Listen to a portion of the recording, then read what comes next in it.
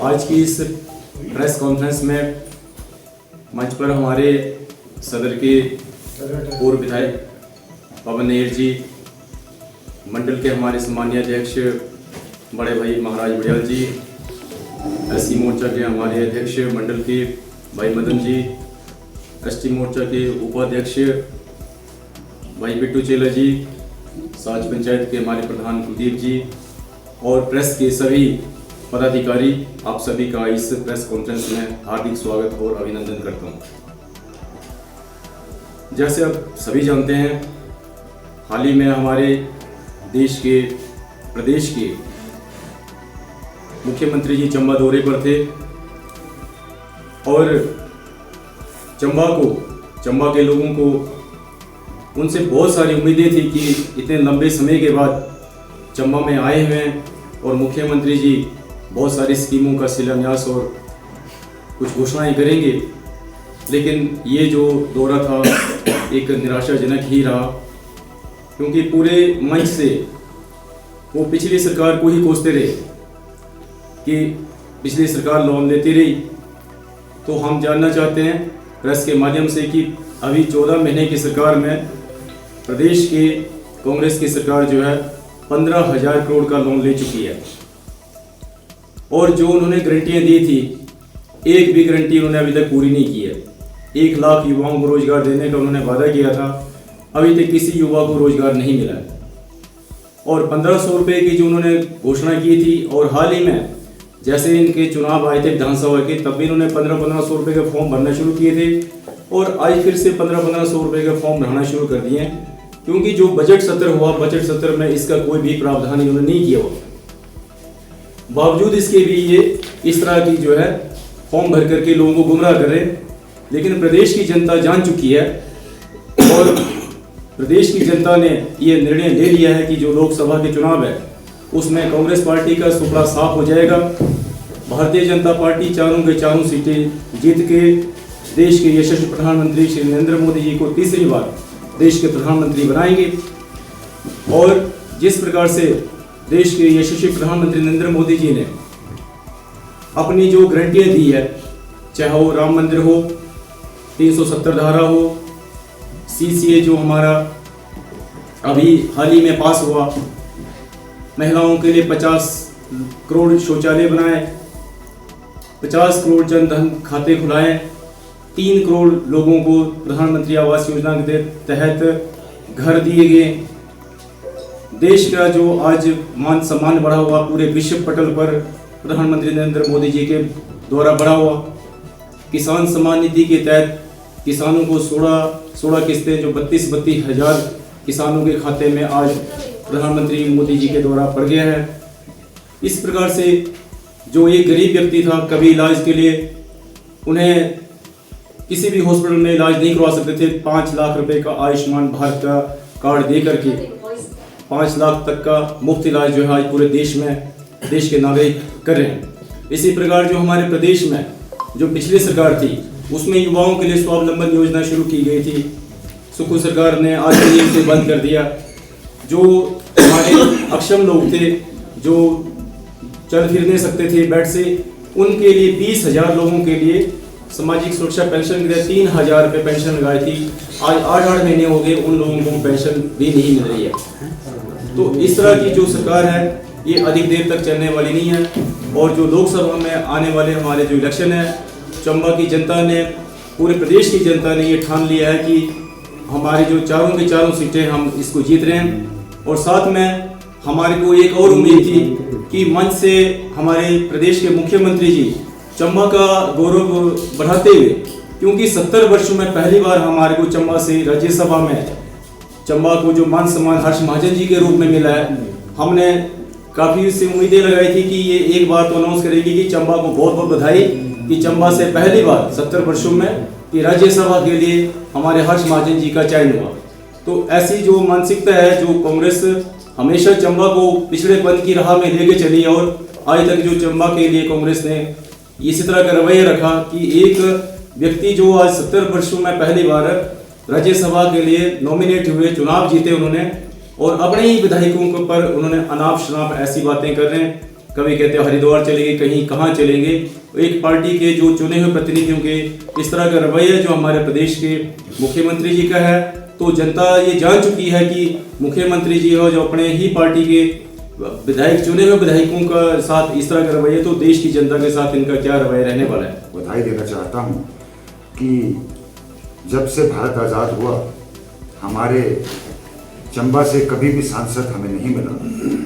भाजपा एकमात्र ऐसी पार्टी है जिसने चंबा के लोगों की दर्द को समझा और श्री हर्ष महाजन जी के रूप में हमें राज्यसभा का सांसद दिया। वो सांसद भी ऐसा दिया कि जिसने पूरी सरकार को हिला के रख दिया। आज हिमाचल की सरकार अल्पमत में चल रही है, वो नेक टू नेक चल रही है। चंद दिनों में हमारे 2 या 3 दिन पहले प्रदेश के मुख्यमंत्री चंबा प्रवास पर थे। बहुत खेद का विषय है कि मैंने भी अपने राजनीतिक जीवन में पहला मुख्यमंत्री देखा वो जनता से भागता हुआ नजर आया।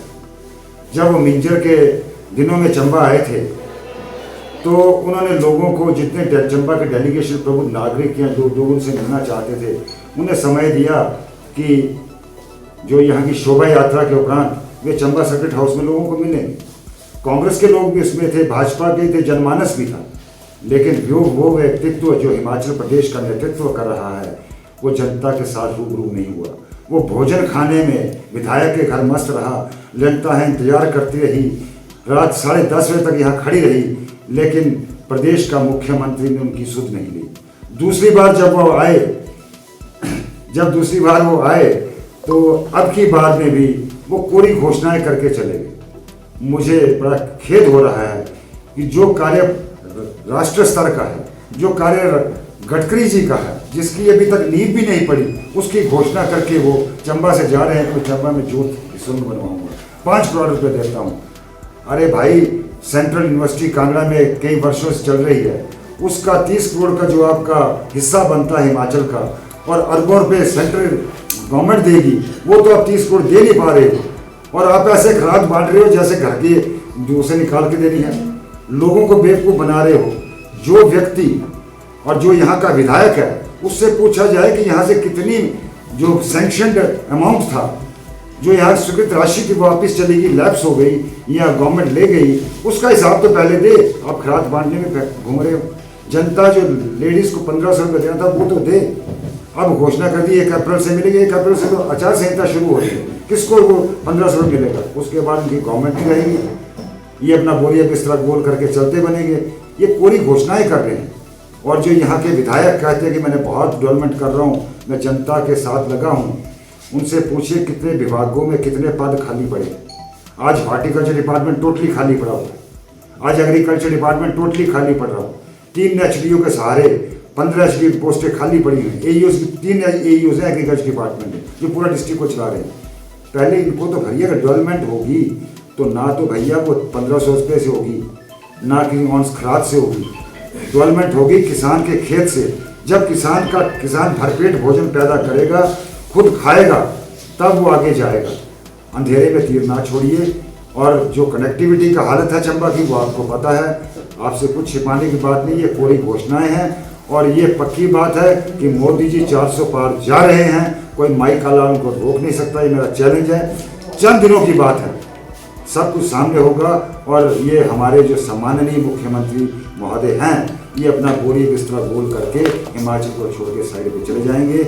और ये मैं अपनी जनता से, अपने मतदाताओं से कर निवेदन करूंगा, आने वाला जो चुनाव है, यहाँ से कोई भी प्रत्याशी भाजपा का, उसके हक में वोट करिए और अपने क्षेत्र की डेवलपमेंट के लिए अग्रसर होइए। भाजपा में ही देश का भविष्य सुरक्षित है, राष्ट्र जो सुरक्षित है, तो माननीय नरेंद्र भाई मोदी जी के लिए आज किसी दुश्मन की हिम्मत नहीं है जो भारत की तरफ दे सके। उन्होंने जो भी अपना घोषणा पत्र भाजपा की तरफ से दिया था, उसको 100% पूर्ण किया। लास्ट जो उनका CAA का रह रहा था, वो भी 3 दिन पहले उन्होंने लोगों को समर्पित कर दिया, CAA का कानून।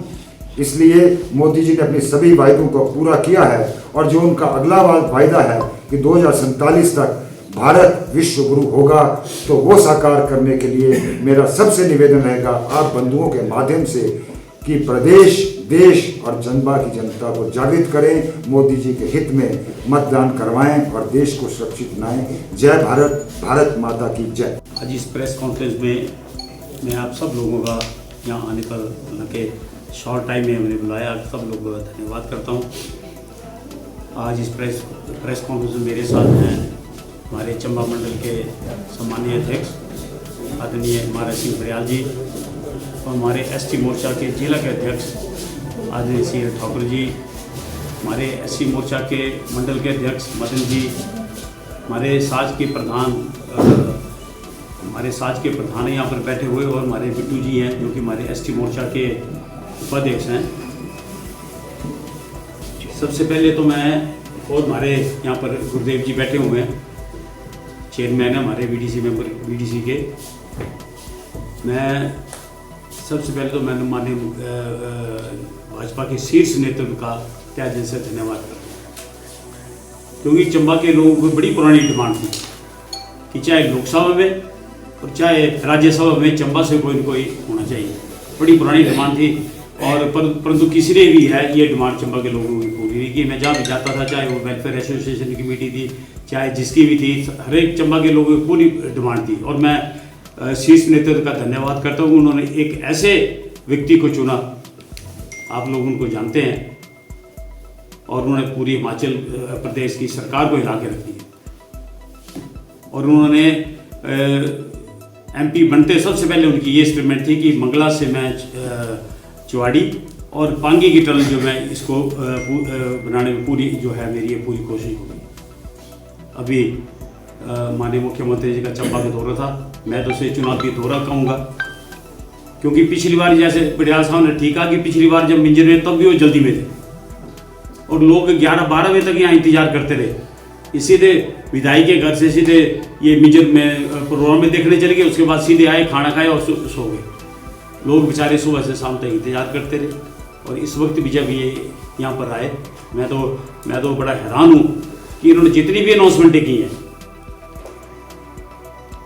सबसे बड़ी अनाउंसमेंट तो उन्होंने ये जो पार्किंग की और माने सब कह रहे थे कि माननीय मुख्यमंत्री ने कहा कि क्या ये लैंड ट्रांसफर हो गई है, और उन्होंने कहा जी लैंड ट्रांसफर हो गई।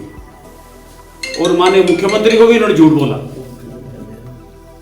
ये लैंड अभी भी ट्रांसपोर्ट के नाम पर है, चली हुई है। और ये जो अनाउंसमेंट इन्होंने कराई, ये बिल्कुल गलत अनाउंसमेंट है। और आपने देख लो, आप भी यही, मैं भी आऊँ, आपको पता लगेगा कि ये बस स्टैंड बनता है, ये नहीं बनता है, क्योंकि जो लैंड ट्रांसपोर्ट होते ही बड़ा टाइम लगता है। और दूसरी इन्होंने की मिनी सेक्रेटरी की। मिनी सेक्रेटरी जो है पिछली सरकार ने, मैं माननीय मुख्यमंत्री पूर्व मुख्यमंत्री आदरणीय जयराम ठाकुर जी का धन्यवाद करता हूँ, इन्होंने यहाँ पर इसकी बकायदा अनाउंसमेंट की थी। इसकी लैंड ट्रांसफर हो गई है, बकायदा ये बजट में ही पड़ गई है। और ये फिर इसका 5 करोड़ देते हैं। 1.5 साल तो ये रोते रहे कि हमारे में पैसा ही नहीं है। ये पैसा कहाँ से आया? चंबा के लोगों को पूरा पता है कि ये बेवकूफ़ बना रहे हमारे। पिछली गारंटी आपने देख ली, जितनी भी गारंटी थी, एक ही बता दो। अब ये इलेक्शन मूड में है, इनको पता है कि सरकार जाने वाली है, इसलिए ये सारी आनंद फलन में जो जितनी गारंटी थी इसको पूरी करनी है। और जितनी भी इन्होंने ये अनाउंसमेंट की, पैसा आएगा कहाँ से? मेरा आप लोगों से भी ये निवेदन है कि जब भी कभी ये प्रेस कॉन्फ्रेंस इनको पूछो कि कहाँ से पैसा आएगा, और जो पैसा पीछे आया होता, जैसे पक्का टाल में हमारे जो एडवोकेट है जय सिंह जी, जो कि हमारे प्रदेश कार्यकारिणी के सदस्य भी हैं, मैं उनको भी मुबारकबाद देता हूँ। ये तो हमारे दिमाग से भी निकल गया, हमें ही पता नहीं लगा ये, नहीं तो मैंने पैसा ये जाने नहीं देना था। पक्का टाला का 3 करोड़ 24 लाख रुपया, जो कि मैंने माननीय मुख्यमंत्री जी से मैंने इसको सैंक्शन करवाया था इसका। और इसके साथ ही ये जो हेलीपैड है, इसके नीचे जो घाट लगी, इसके लिए 8 करोड़ रुपये मंजूर कराया था। ये मेरे ख्याल अभी इनकी मीटिंग थी, मेरे ख्याल पीडब्ल्यूडी वाले गए थे। तो ये 3 मैं एक हिसाब से मेरे को पता लगा, तो मैंने पूछना चाहिए कि 3 करोड़ 24 लाख जो वापिस किया, ये तो जैसे हो रहा, जब मैंने प्रेस कॉन्फ्रेंस तब मैं भी हैरान हुआ सर।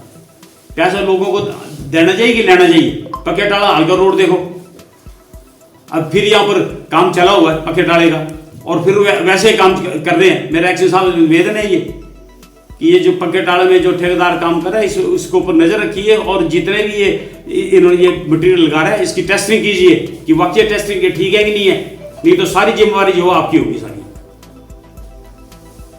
और हमें तो बड़ी उम्मीद थी हमारे स्थानीय विधायक से भी कि जो डीनोटिफाइड खासकर हमारा सब डिवीजन जो था इसका IPH का और सब तहसील दिशाओं की कि ये माननीय मुख्यमंत्री इसको दोबारा फिर अनाउंसमेंट करेंगे, परंतु हमें इसका माननीय मुख्यमंत्री फिर वो बेवकूफ़ बना के चले गए चंबा के लोगों का। सब डिवीजन मैं रहानो सब डिवीजन तो चालू हो गया था, SDO भी बैठ गए थे, और 100 में तो नायब तहसीलदार भी बैठ गए थे, चालू हो गए थे सारे, और फिर ये डीनोटिफाइड कर दिए इन्होंने। तो मेरा विधायक महोदय से ये निवेदन है कि इसको जो सब डिवीजन है ये तो बड़ी भारी जरूरी चीज़ है पूरे हमारे डिवीजन में, चंबा डिवीजन में पूरा हमारा एक सब डिवीजन है उदयपुर में, एक जो सब डिवीजन है वो तो सिर्फ शहर का ही है, और एक सब डिवीजन से आप गड्ढा से चलिए, बड़ौता चलिए, कीड़ी चूड़ी सारा देखिए, एक SDO ने कैसे देखना ये सारा काम। तो हम मेरी फिर ये रिक्वेस्ट है कि ये सब डिवीजन तो बहुत जो है ये खोलना चाहिए यहाँ पर, और जितनी भी इन्होंने सड़कें का उद्घाटन किए, मैं ये जानना चाहता हूँ कि ये पैसा क्या स्टेट गवर्नमेंट का भी इसमें कोई है शेयर इसमें, कि सारा सेंट्रल गवर्नमेंट का ही है?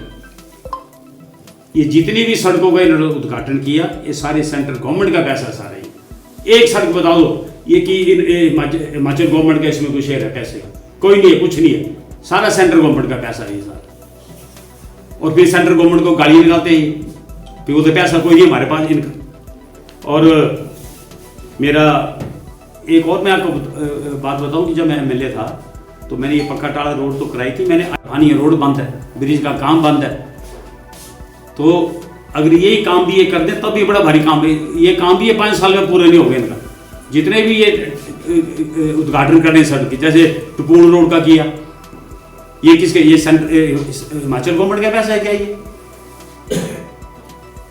तो सारा पैसा है सेंट्रल गवर्नमेंट का और नाम ये खुद अपना ले रहे हैं। और मेरे अब तो DC साहब भी नए आए, मेरा इनसे भी निवेदन ये है DC साहब से, क्योंकि पहले भी चंबा रहे कि जितने भी आपके चाहे प्लानिंग है चाहे रिलीफ है, आप इनके ऊपर ध्यान रखिए। यहाँ पर ऐसा गिरोह भी है DC ऑफिस में, कुछ सीटों में बैठे हुए हैं जो कि लोगों को कहते हैं कि आप MLA से नोट ले आओ, फलाने ले आओ, और वो खुद उसको मैनिपुलेट कर रहे हैं। तो मेरा DC साहब से मैं मिलना भी है, DC साहब से मेरा अनुरोध है कि ऐसे ऐसे लोगों से आप बचना है। मैंने निकेल डाली है आपके, और जो गरीब लोग हैं जिनके घर वाकई फ्लड में जिनको नुकसान हुआ है, आप उनको जो है वो पैसे दें। इसके साथ मैं आपके लोगों का तहे दिल से धन्यवाद करता हूँ, और आपको मुझे पूरी उम्मीद है कि आप जितने भी मैंने ये इसकी आपकी पूरी तहकीकात करेंगे।